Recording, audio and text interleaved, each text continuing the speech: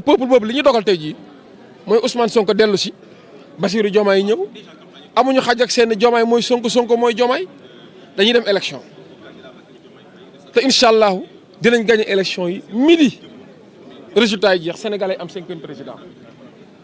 désistement bi agent judiciaire def man boo gisee dama si am commentaire damaa wóolu woon sama bopp ne Ousmane Sonko dafa mus a am dëgg si état du Sénégal si. Ziguinchor wane na ko Dakar wane na ko ñoom ñoo defoon seen pourvoi en cassation dem ba sa biir na soxlaatuñ ko kon xamoon nañ ni dañ doon guddal jël rek mais jël loon bu nekkat seen kanam li si am solo rek mooy boobu désistement delloo waat na Ousmane Sonko ci droit am yëpp Ousmane Sonko maanaam su ma doon wax ci kii dama naan set na wecc weex na tàll amul lenn lu ko gàkkal musul a gàkk sax musul tilim dama leeral ko musul tilim musul gàkk waaye gën nañ kaa weexal gën nañ kaa leeral ba li xale di wax naan moom mu ngi belli. mu ngi belli. D'accord, mais maître avec cette nu mu tuddati convocation yoo xam ne Assemblée nationale def nañ ko mu nekk convocation d'urgence est-ce que jàpp ba tey ñoom ñu ngi ci même logique bu fexe nañu reporter seen élection. dama ni ñoom ci pexe lañ dëkk waaye kuy pexe da nga bàyyi pexe yàlla nee na kuy pexe maa la ëppi pexe te lépp lu muy def dina ko def kuy pexe tamit bàyyil xel peuple bi parce que à ce peuple est dépositaire d'une parcelle de divinité kon pexeel rek yàlla dina ñëw peuple bi dina jël seen responsabilité. En tant que maître quant à convocation bi ba damaa gëm ni xamaguñu la raison de cette convocation ni le contenu convoqué nañ procédure d'urgence ñu ngi leen di xaar. mais li ngi ñoom ñu mais dissolution conseil constitutionnel est-ce que jàpp ne loolu jamono ji lu mën a nekk. xam nga loolu mu am sax mooy gàcce la mu am mooy démocratie bi delloo na ginnaaw conseil constitutionnel la mu wax rappelé waat que mooy toujours le processus bi continue avec les candidats les 19 candidats rappelé na ko conséquence su décision yi ñu fi rendre yëpp mooy le processus continue avec les 19 candidats moom moo amoon mbërëm dem ba sa biir wóolatul mbërëm wala joowula mbërëm ñun wóolu nañ suñu mbër Ousmane Sonko am na mbërëm wóolu na ko jubóo na ak moom te incha allah moom ak mbërëm tànk ak tànk mbagg ak mbagg ànd ak peuple sénégalais bi gagné élection yi dès le premier tour avec une victoire sans conteste et de façon écrasante midi. midi.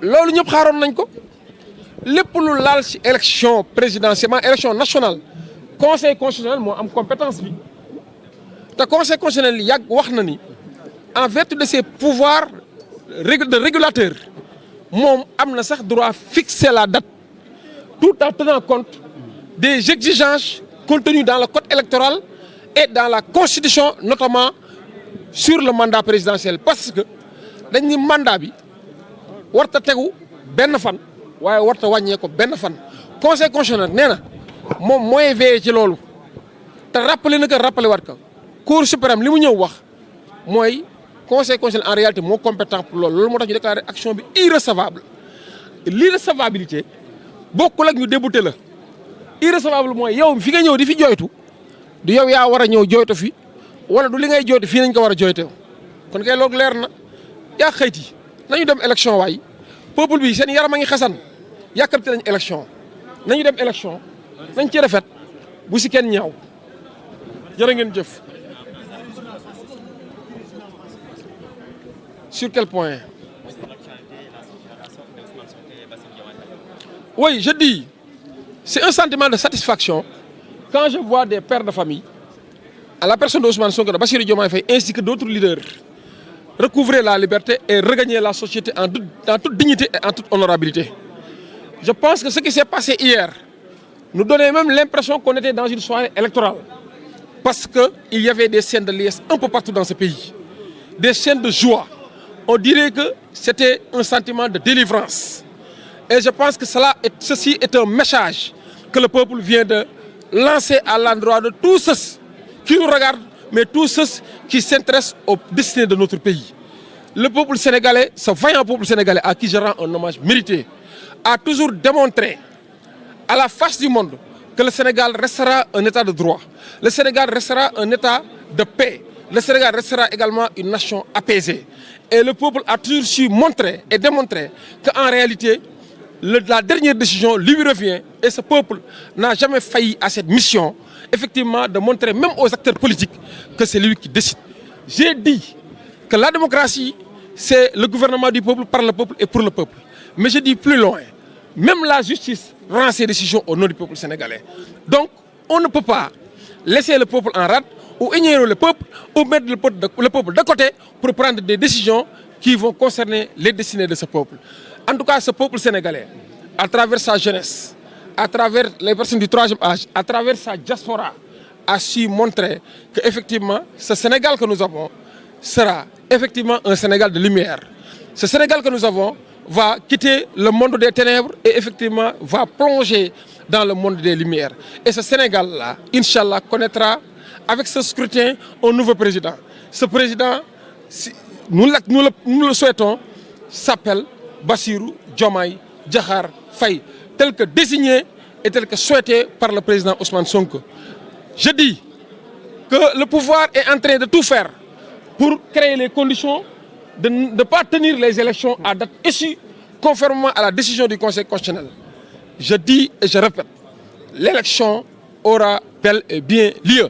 Et j'invite le peuple sénégalais à prendre ses responsabilités et veiller à ce que la démocratie soit une réalité. Et cette démocratie tant chantée, tant citée en exemple, effectivement puisse être pris en exemple par les autres nations du monde, à savoir les pays qui nous entourent et notamment les pays d'Afrique.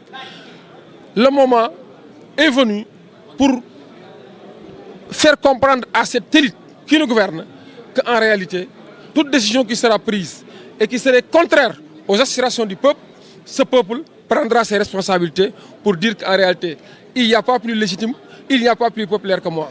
Et ce peuple, effectivement, présidera à ses propres destinées. Comment faites-vous sur la décision de la Cour suprême qui juge irrecevable la requête du Parti démocratique sénégalais? Mais cela ne me surprend pas. En tant que technicien du droit, j'avais dit que cette requête était irrecevable parce qu'on ne peut pas comprendre une matière qui rentre exclusivement dans le champ de compétences du Conseil constitutionnel puis être déférée devant la Cour suprême.